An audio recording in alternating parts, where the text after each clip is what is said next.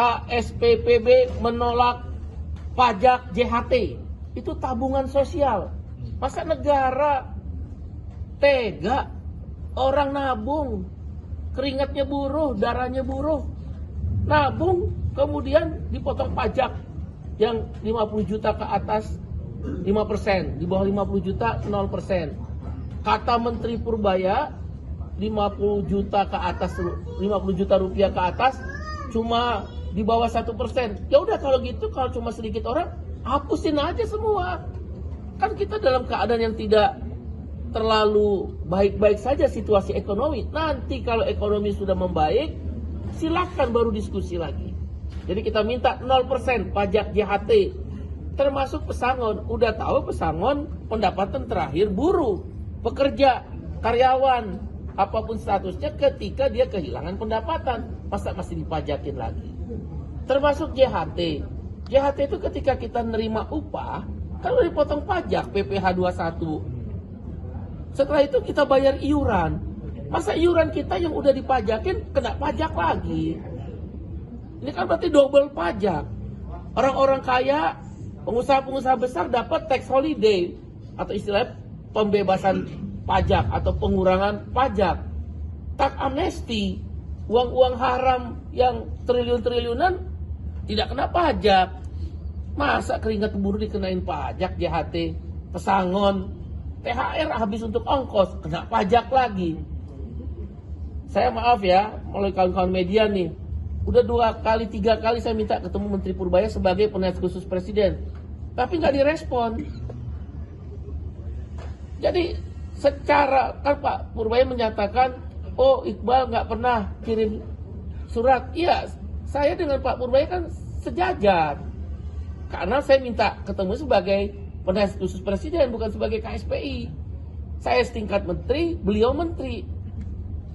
Maka bukan seperti seseorang yang di luar pemerintahan, sama-sama pemerintahan kan. Kalau di luar pemerintahan bolehlah pakai surat audiensi, surat silaturahmi. Kalau perlu kita bikin yang Mulia Paduka Purbaya, itu boleh. Ini kan sesama pemerintah. Maka kami, asisten saya menelpon ke asisten beliau. Jadi saya luruskan dulu, jangan dibilang saya nggak kirim.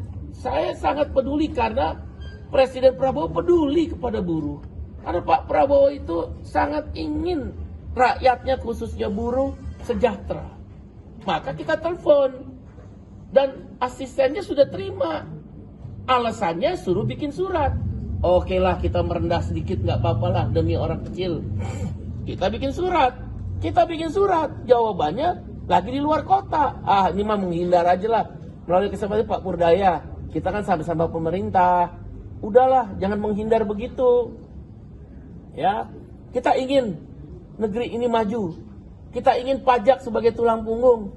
Tapi tidak boleh membebani orang kecil ketika ekonomi mungkin belum begitu membaik. Pak Presiden Prabowo kan sedang mengejar pertumbuhan ekonomi 8%. Nanti kalau udah membaik, mari kita diskusikan lagi tentang pajak tersebut. Kan? Kenapa orang miskin atau orang tidak mampu tidak dibebaskan pajak? Kecil lagi nilainya. Nah, ini tentang keadilan. Dan jangan menghindar bilang keluar kota. Kita tahu kok Pak Purbaya ada di Jakarta. Kenapa yang bilang keluar kota? Kemudian sikap terhadap TikTok dan Tokopedia. KSPPB berpendapat TikTok harus tanggung jawab. Kalau saya nggak salah ya, kalau saya salah tolong dikoreksi. TikTok sudah mengakuisisi Tokopedia beberapa waktu yang lalu sebelum sekarang ini. Kalau nggak salah dia memberikan valuasi 1,5 miliar US dollar. 1,5 miliar US dollar. Saya aja nggak tahu nolnya berapa tuh 1,5 miliar US dollar. Nah, kita mau lihat hubungan kerja antara Tokopedia yang mendapat valuasi suntikan 1,5 miliar US dollar dari TikTok, perusahaan raksasa dunia ini, kemana uangnya? Apakah karyawan yang di PHK 1.250 orang ini dapat nggak hak-haknya, upahnya, status hubungan kerjanya, pesangonnya, uang penghargaan masa kerjanya? KSPPB berpendapat TikTok harus membayar hak-hak karyawan daripada Tokopedia. Tokopedia sudah diakuisisi oleh TikTok. Saya mendengar informasi, baru mendengar bahwa Tokopedia justru dibalikan ke Cina. Karena kan dia punya jaringan digitalnya luar biasa. Oleh karena itu, pemerintah harus hadir. Kebetulan, nah sekarang ganti baju lagi saya. Penasehat khusus Presiden bidang ketenagakerjaan dan kesejahteraan buruh. Besok saya mau ke TikTok. Saya nggak peduli diundang nggak diundang, saya datang. Besok saya mau datang. Kalau teman-teman media mau meliput, silakan kita datang di PT Beats Dance. Besok jam 10 pagi. Saya mau datang ke kantor manajemennya. Kalau nggak dibukain pintu, ya saya berdiri aja depan pintu TikTok. Pusing-pusing amat. Yang penting negara harus hadir. Kenapa TikTok mem-PHK karyawan Tokopedia setelah mengakuisisi dan memindahkan Tokopedia ke Cina? Dia punya marketplace-nya.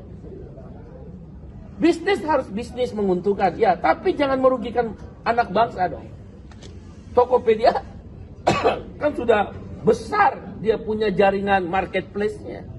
Satu-satunya milik anak bangsa kita kan Tokopedia. Dan jangan orang yang udah kerja tahunan dibuang begitu saja. Jangan-jangan ini sedang memakan marketplace yang lain. Bagaimana perlindungan negara? Apalagi sekarang sudah ada, bulan Juni yang lalu sudah diresmikan konvensi ILO, International Labour Organization, atau ILO Convention nomor 193 tentang perlindungan pekerja digital platform. TikTok dan Tokopedia adalah pekerja digital platform. Sehingga kita bisa menggunakan, TikTok kan multinational company. Kita akan menggunakan pasal di dalam ILO Convention.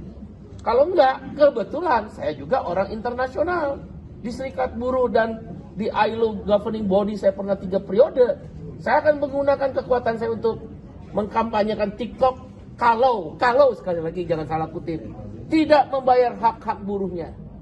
Dan ini berlaku kepada semua perusahaan-perusahaan digital platform yang sekarang nggak bisa main-main lagi, yang beroperasi di satu negara harus ikut ILO Convention nomor 193, nomor 193. Itu sudah ada perlindungannya.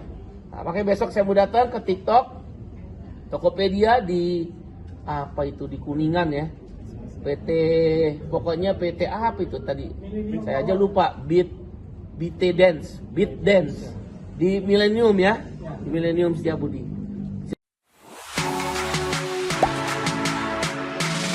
Gak sempet baca?